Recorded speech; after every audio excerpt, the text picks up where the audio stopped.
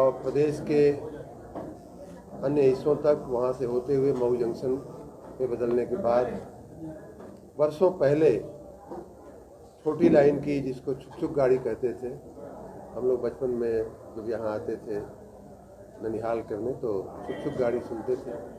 ऐसी एक ट्रेन चला करती थी, लेकिन लगभग 40-50 वर्ष से उस ट्रेन में व्यवधान हुआ।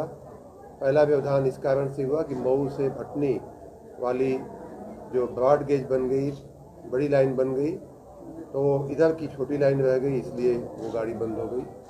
और फिर छोटी लाइन पे बहुत दूरी भी कम थी, इंदारा और दोहरी घाट के बीच में छोटी लाइन रह गई, तो इसलिए भी वो काम नहीं चल पाया।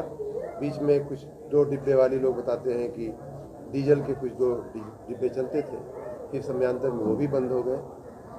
पिछले 3 दशक से लगभग वो भी डीजल के 2 डिब्बे चलना भी बंद थे।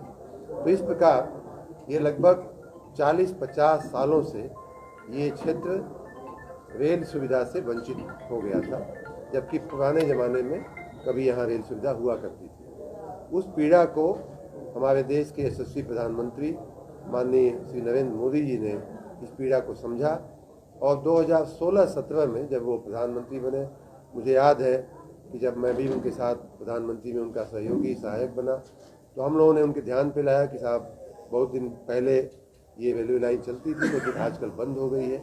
तो फिर उनकी अनुमति से, उनकी सहमति से इस प्रोजेक्ट को, पुरानी छोटी रेल को, छोटी लाइन को बड़ी लाइन करने का जो काम था, प्रोजेक्ट था, उसको रेलवे के बजट में शामिल करवाया गया।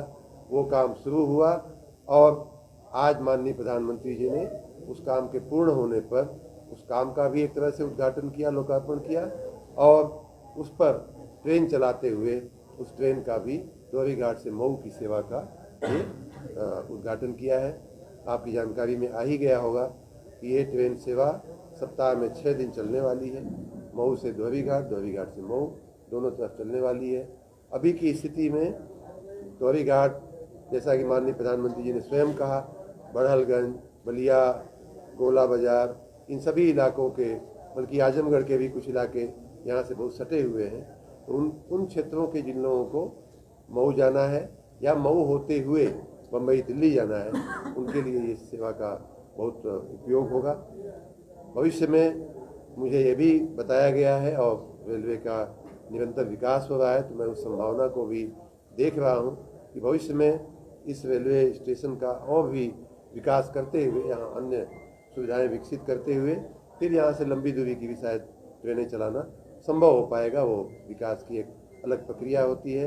इस प्रकार मैं मऊ जिले के इस दूरस्थ, सबसे दूर वाला, जो एक तरह से कह लिया जाए कि ये इलाका है, वहाँ मुख्यालय से लेकर के घाघरा सरजू नदी के किनारे बसा हुआ ये दोहरी नगर जो है, दोहरी घाट नगर जो है, उसको जोड़ने की ये जो रेल सेवा शुरू हुई है, उसके लिए मैं माननीय रेल मंत्री जी का, माननीय प्रधानमंत्री जी का और माननीय मुख्यमंत्री जी की, इनके आशीर्वाद से सब राज्य में हो रहा है, उनका भी मैं बहुत बहुत धन्यवाद करता हूँ। विशेष रूप से माननीय रेल मंत्री जी का मैं धन्यवाद करना चाहूँगा कि उन्होंने मेरे व्यक्तिगत अनुरोध पर तुरंत ही गाड़ी शुरू करने का, ट्रेन शुरू करने की अनुमति दी। और इतना ही नहीं, बल्कि स्वयं फ़ोन करके उन्होंने मुझे इसकी जानकारी भी दी। ये भी बताया कि माननीय प्रधानमंत्री जी स्वयं इस छोटे से रेल मार्ग का भी उद्घाटन करने के लिए स्वयं सहमत हो गए हैं। ये भी हम सबके लिए खुशी की बात है। आपके संज्ञान में ये भी आया होगा कि अभी कुछ ही दिन पहले मऊ से मुंबई की रेल सेवा का भी, टीवी डायरेक्ट सेवा का भी की शुरुआत हुई है और वो शनिवार से नियमित रूप से अब उसका जाना शुरू हो गया है। पहले ही दिन वो उसकी बुकिंग जो थी ओवर हो गई थी, ख़त्म हो गई थी, प्रतीक्षा में रखना पड़ा। और प्लेटफार्म पर जिस तरह से आज यहाँ के प्लेटफार्म पे हज़ारों लोग इकट्ठे हुए थे, उसी तरह जब उसका शुभारंभ किया माननीय रेल मंत्री जी ने, तब भी भीड़ थी।